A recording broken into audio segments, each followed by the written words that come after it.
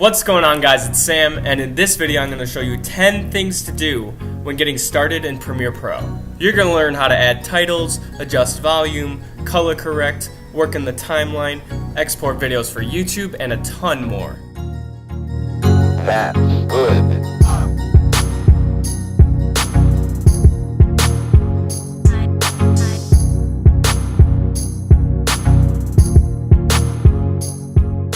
Alright guys, so let's go ahead and get started. So right here we have Premiere Pro opened, we're ready to go. This is 2018. So let's go ahead and create a new project and mess with all the settings inside of that. So let's go ahead and click on New Project. That'll open up a new window where you can type in the name of your project. So for now we're just going to type in really awesome project. We are going to choose where we're going to save it. I'm just going to save it inside of my hard drive. As far as general goes, you won't necessarily have to touch any of this, as Premiere is pretty smart and it's going to set it all for you. Under scratch disks though, we want to make sure that everything is same as project. And as far as ingest settings go, you can just ignore that. It's not a big deal right now, we're just getting started. So let's go ahead and click OK. Alright, so what I have here is currently my Premiere Pro is like the windows are customized to look like this. So I have my timeline right here highlighted in blue, and then I've got my project right here. So this is where all of my bins and files will be. You can create a new bin by just clicking on this folder icon. So I'm going to type in footage because that's where I'm going to import all of my footage right into that folder. And then also down here I have different tabs like for effects, and the effects have, you know, a ton of different options inside of here. You got video effects, you can blur some videos. I like to use Gaussian blur. You know, you got audio transitions, video transitions. There's all sorts of crazy awesome effects that can really help you be creative with your videos. And you've got the history tab, which shows you everything that you've done. You can go into the settings and type in how many steps you want it to go back. It's basically like your undo bank. So I just have it set to 100 because that's really the most I'll ever need. I also have a section for effect controls. So when I have videos inside of my timeline and I have an effect on it, I'll click on that clip and then it'll show me the effects settings and how I can tweak them inside of the effect controls window. I also have another project window up here, which is kind of cool. You can actually hold Control-Alt, one of those two, depending on whatever machine you're on. For me, it's Control. I think I may have set that custom. It might be default Alt. You hold Control and you double click on the folder and it'll open up a new window for you.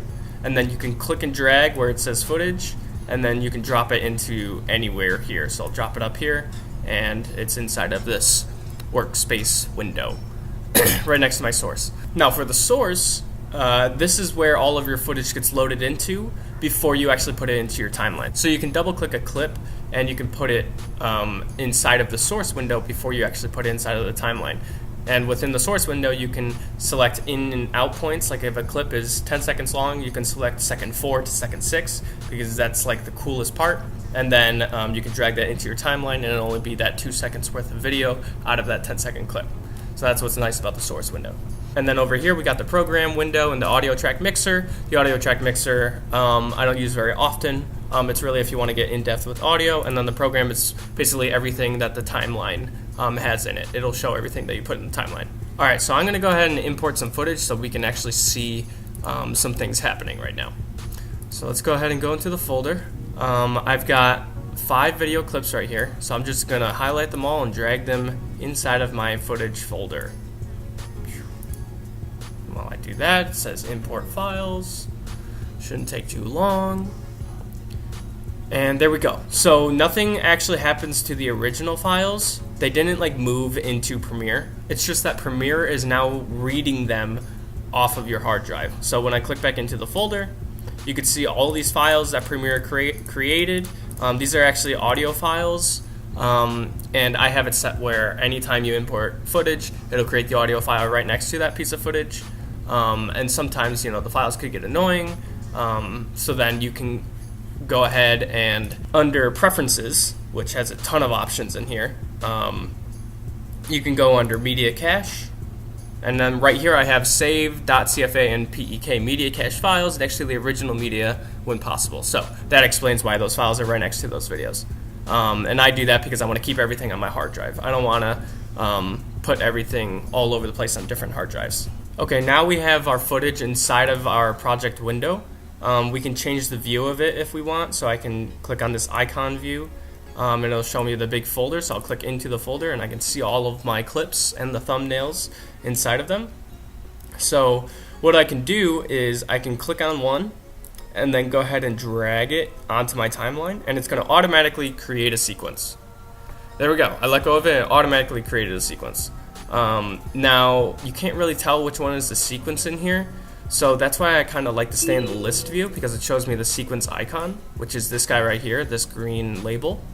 And so that's why I have two project windows open, because I want to see where my sequences are, my title files are, my graphics, all this stuff. I want to see it in a list format, but my footage I want to see in the icon format. So in this second window, I want to click on the icon view and then click inside footage, and then now I can see my footage. And then I am going to back up out of this window, and then I'm going to drag my sequence outside of my footage folder. Bam. So now I've got my footage folder, I can see what's in it right here, and then I've got my sequence here. So I'm going to call this really cool sequence. Oh, bam. Okay. Alright, now we have our video inside of our sequence. So I can go ahead and click the play button and watch it, just like that. They have little buttons here. This is step forward 1 frame, so you can go frame by frame if you want. They've got these go to in and go to out points. If you don't have any in and out points, it goes to the very beginning of the clip and also goes to the very end of the clip. Now if I want to put in an in and out point, I can use I for in and O for out, and then I can click on these go to in and go to out, and then if I want to get rid of them, I have these buttons here, or I can do Control Shift I and then Control Shift O to take those out. And those same hotkeys apply to the source monitor as well. So now let's go ahead and open up something in the source monitor. So I'm going to double click on this footage of Rob in the forest, and now it's in the source monitor. So I can play it in the source monitor. I can select this point of the clip and this point of the clip because I think it's nice, and then I can just drag the video, I can just drag the audio, or I can drag both by clicking on the actual clip itself. So I'm dragging it in, it's only the in and out points, and it is now in there next to my Antelope Canyon clip. So what you can also do to make sure that you can tell which clip is which inside of your timeline, you can go ahead and hold Alt, and if you have a mouse wheel, you can go ahead and scroll that up, or you can click and drag these lines and determine the size of how big you want it to be. Now I currently have the thumbnails on. If you don't, you can go ahead and go inside of this wrench here and click Show Video Thumbnails. So you can go ahead and do that. Bam. Okay, so now I want to add a title. I want to make this say Seattle, and I want to make this say Antelope Canyon. And then I think I also want to make it so that the titles are on top of like a faded black background so you can read the text better. So what I'm going to do is I'm going to go inside of my project. I'm going to create a new bin and call this GFX for graphics. Under graphics, I'm going to click on new item. It's this little page icon. You click on that, and then you can do color matte. Now I'm doing color matte because I want to have like a black overlay to make it so that the text is more readable. So I'm going to hit OK, because this is the settings that I want. That's the settings of the current sequence. Hit OK. Select my color, which is black. OK, and then call this black color matte. Bam. So I'm going to go ahead and drag this into our sequence, pop it down, click on the very edge, stretch it out. Okay, so now it's just black. It's empty.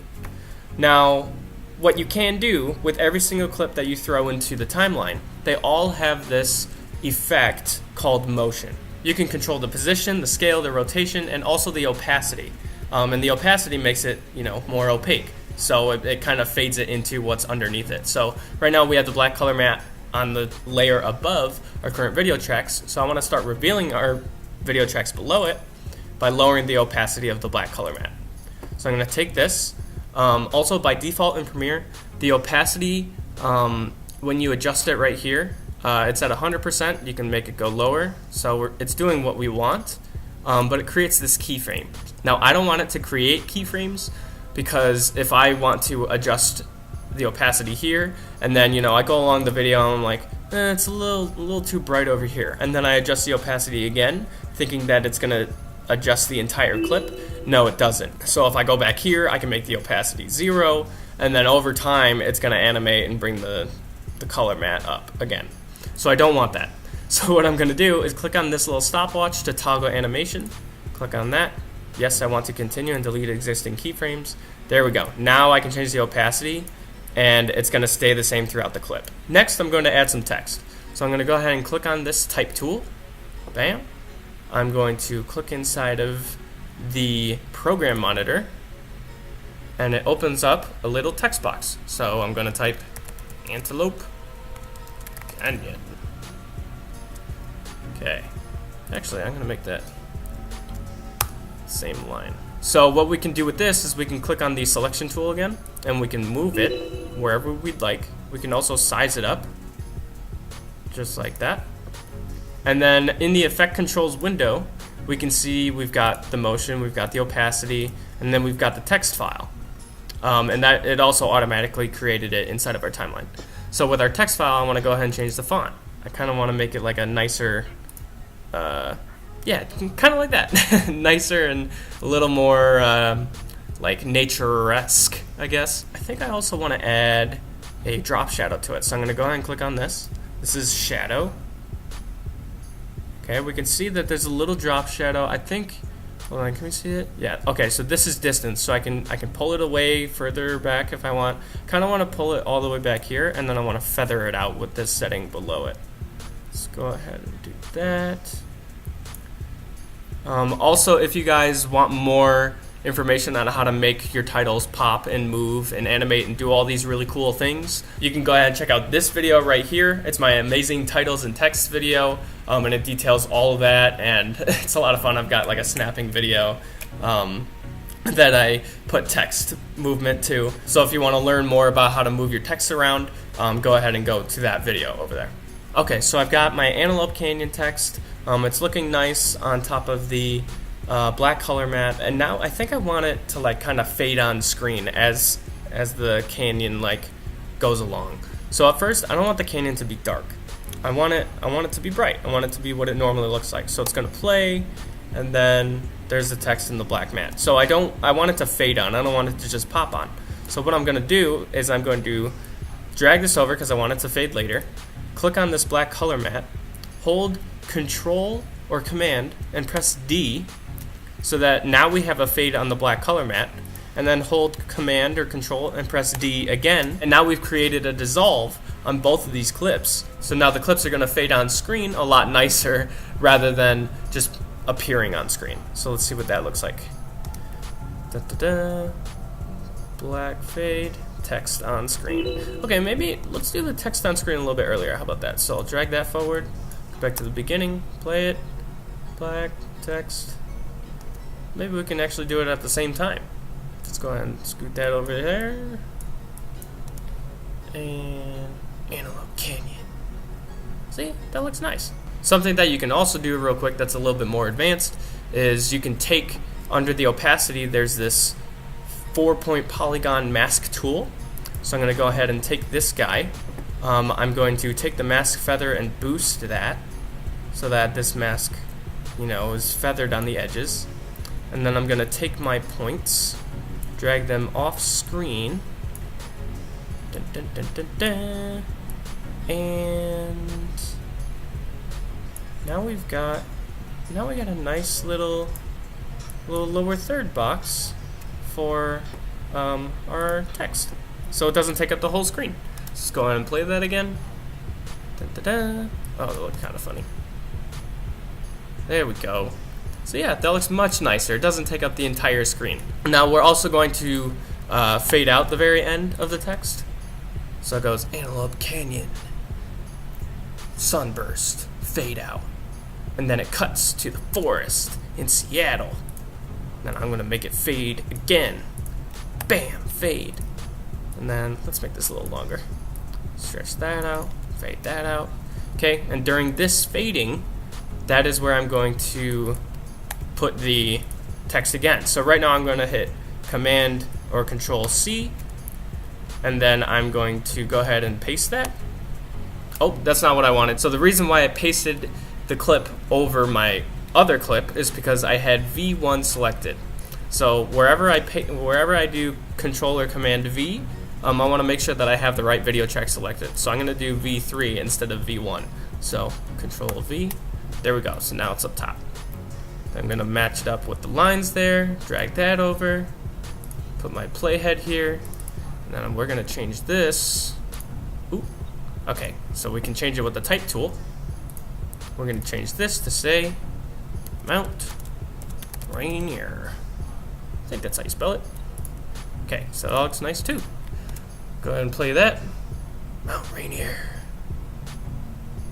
Okay, now you've probably noticed that I've been using the trim tool, which is this red tool. You can select on any edges. You can also hold shift and select multiple clip edges.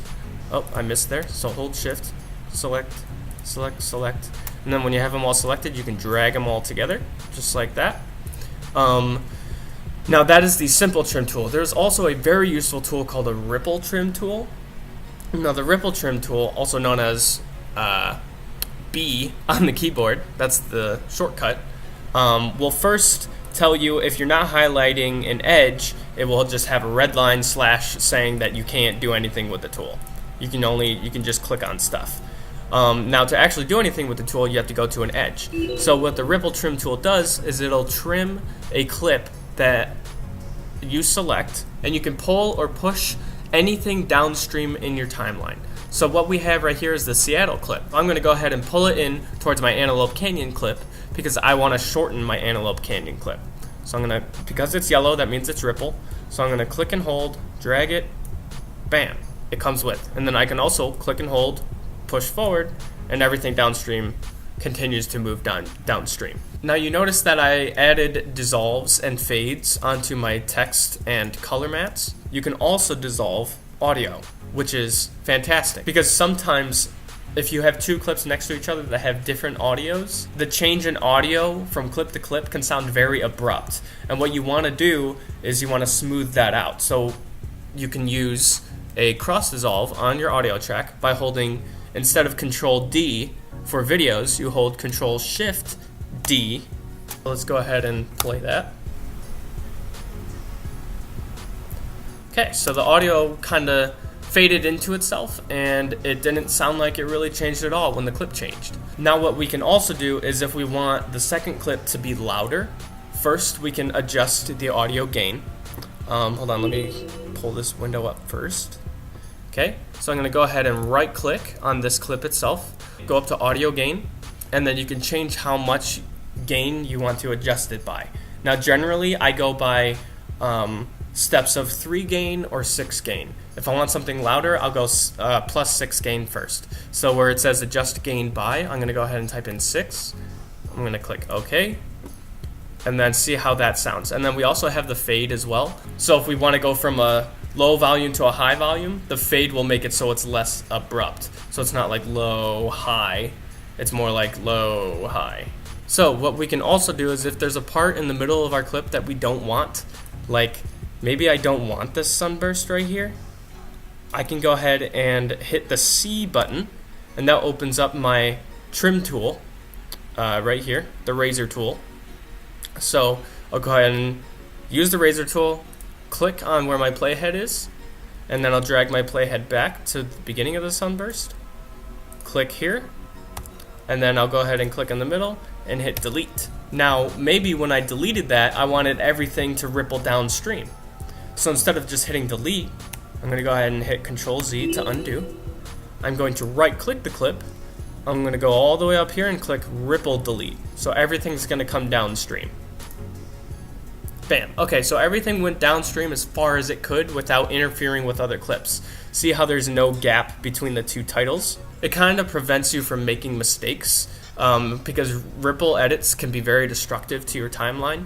So it's a good thing that it stops that for you, and then you can just manually adjust it later. So I'm going to go ahead and pull the titles back. and then I can go ahead and hit B, select the left side of this clip, and then pull it in. There we go. So everything rippled down together. So let's see, Antelope Canyon, skip the sunburst. Okay. Alright, now I'm going to show you how to do some color correction. So what we're going to do is we're going to go ahead and drag up to Window, and under Workspaces we're going to change our workspace to Color. So when we change the color, you can see we've got our bin over here of footage, we've got our timeline, this is our source here, our program, and then we've got all sorts of different options here to adjust how we want this clip to look. So I think I want this clip to be a little more green, have some more shadows to create some more depth, and then maybe make it a little bit warmer with some yellows. So what I'm going to do is underneath Basic Correction, I'm going to go ahead and click on that. I'm going to first adjust the temperature. So I want to make it a little bit warmer, so I'm going to add a little bit more temperature to the right. See, there we go. You can tell the difference. That's cooler, that's warmer. So I'm going to make it a little warmer, just like that. Okay. Now, I don't want to mess with exposure or anything like that. I think I want to bring some blacks out though, so I'm going to adjust the contrast. So I'm going to go ahead and pull that up. There we go. Maybe mess with the shadows. No. Maybe do some highlight adjusting, pull them down a little bit. It's really personal preference on how you want to color this. I'm going to go ahead and add maybe some more saturation, bring those greens out a lot. And there we go. So let's see what that whole clip looks like. Ooh, very luscious. That looks very nice. So yeah, it just took a little bit of tweaking. So you highlight the clip, and then here's all the changes to the color. And when you do that, if we go back to our original workspace, go to my default, we can see that under Effect Controls, it added a Lumetri color effect. And so if you click under Basic Correction, you can do the same exact settings here. It just looks a little bit different. It's a different workspace. But to get Lumetri color, you can also go underneath Effects, go to Lumetri Presets, and under there, you can go under Cinematic, and then you can really select any of these. The one that I like most is Cinespace 25. So you can go ahead and drag that on there. And it doesn't do anything under Basic Correction, but what it does is under Creative, it adds a look to it. And I think it adds this Cinespace look right here. See, this one's really intense, but that's why they have Cinespace 25, because it's not as intense. So I'll drag it on there as well. Okay, so I kind of want that sunburst back, so I'm going to go ahead and get it back. I'm going to use the ripple tool, and I'm going to stretch this out. You'll notice that you'll see these blue lines down here, and that represents when there are matching frames. So I just extended video that already existed, so duplicate frames. So to show that, if yours isn't currently showing that, it's underneath the wrench tool, and you'll see Show Duplicate Frame Markers.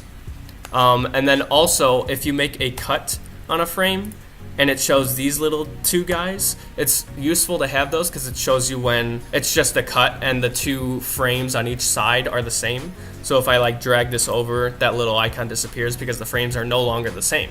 So I'll hit Control Z, and you can make these little guys show up as well when you do show through edits. So what I'm going to do is I'm going to get that sunburst back by dragging through this blue. I'm holding Alt and I'm going to scroll in with my mouse wheel to zoom in here to get real close on this frame. There we go. So now we got a through edit, and I'm going to go ahead and click delete. So now there's no longer a through edit, and now my video is ready to go. Okay, so now we're going to finally export the video, and we're going to export this for YouTube or Facebook. Now, when it comes to exporting videos on YouTube and Facebook, you're just making a video for the internet. The general population right now does not have an internet speed that'll support a ton of 4K videos. So the best videos to upload to YouTube and Facebook that you want people to see, and they'll get the best quality out of it that they can as fast as possible, is if you export in 1080p and the file size is fairly small. So right now we're going to go ahead and create a preset for that. So to export a video, you can go into File, scroll all the way down, go to Export, Media. Now you can only click on this when you have your timeline or your program monitor highlighted. So if you're ready to export a video, click on the program monitor or click on the timeline and then go to Export. The hotkey to get to this window also, if I hit cancel inside of timeline, I can do Control M. Okay, so what we want from the get-go is to make sure our format is in H.264. That is the best format to export in if you want to put anything on YouTube or Facebook. So H.264. Now we can have our preset set to match source high bitrate. That's totally fine. I have a bunch of presets up here and we're going to go ahead and create one. So match source high bitrate, which means high bitrate is how big the file is going to be and how much quality is in it. And match source means all the settings within the export window is going to match the source of your timeline settings. So first, let's go ahead and choose where we want to output the file. So I'm going to click on the blue highlighted name. I'm going to click on the desktop and I'm just going to save it on the desktop. Bam, save. I'm going to make sure my export video and export audio are checked because I want both of those. You can go ahead and review the summary if you want, because this is how it currently is, but we're going to adjust it. You can go ahead and ignore effects, you can ignore a multiplexer, captions, publish. All this stuff is advanced and you don't have to learn about it right now. For now, we just want to get a video on a desktop so that we can upload it to YouTube or Facebook. So under video, we can see this button called Match Source. If we click on that, everything inside of this video window is going to match the sequence settings source. So it's going to keep the same height and width. It's going to keep the same frame rate, the field order, the aspect, the TV standard, profile level, all of that. And that's actually exactly what we want, because the video that we imported was a 1080p video, 24 frames per second, progressive field, square pixels. Like that's exactly what we wanted. That's how the video is by default.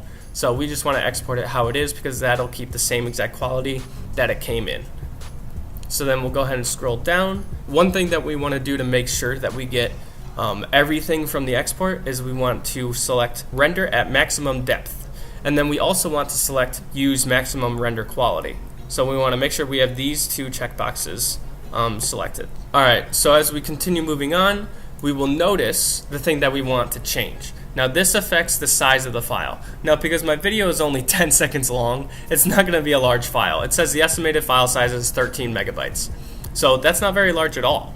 So what I want to do is I want to adjust the target bitrate to make it an even smaller file size while retaining the same quality. Now what I've noticed through all of my testing, I've made thousands of videos for YouTube, you will not lose quality unless you go below 4 megabytes per second target bitrate. I don't have to dive too far deep into how bitrate works, but what I recommend is target bitrate 4, maximum bitrate 8, and you'll be good to go. Your video is going to retain the quality and be a tiny file size. That's going to be amazing. It'll upload super fast into YouTube and Facebook, and you'll be good to go in no time. Okay, so we are ready to export. We can go ahead and click export just right here, and it'll do it right within Premiere, or you can click on Q and that'll open up Media Encoder. And Media Encoder is a separate program that will render out your videos inside of its own processor, its own software, and then during the rendering you can still edit other videos, which is great for me. I am editing on the fly all the time. I have hundreds of videos that I go through every month, and so I'm multitasking, so I need to edit while I'm rendering, and that's why Media Encoder is so great. So if you hit Q, it'll allow you to render and continue editing newer videos. But for now, we're just going to click export, shoot this bad boy out, and see what the final product looks like. Alright, so I just exported my video. I'm going to go ahead and find it on my desktop. Bam. Really cool sequence. Alright, so here it is. So it looks great. It's in full screen, 1080p, still very high quality, exactly like the original footage, and I really have no complaints at all. And so that's basically it, guys. That's how you make a video. There's a lot more to making a really cool video, a really creative video with a lot of animations and flashy stuff. You can edit things to music. You can do all sorts of different styles and effects, and however creative you want to get, you can do it. But this is just how to make a simple video, how to get started, how to add text, and manipulate certain things like drop shadows. If you enjoyed this, if this was helpful, please leave a thumbs up. And feel free to subscribe as well, because I'm trying to upload as many videos as I can to help you guys out, because I really care about giving back everything that I know about video, because all I want to do is inspire other people to really do what I can do, because it's a lot of fun. I like to share. So feel free to share this with your friends. If they're starting to get into Premiere, go ahead and take a look at my other videos, because they're definitely a step up from this one. This one is level 1. Now I have other videos that are like level 3, 4, 7, 8. You can go ahead and dive into those, but I know that you'll understand them a lot better now that you've seen this. So thanks for watching, guys, and we'll see you in the next one.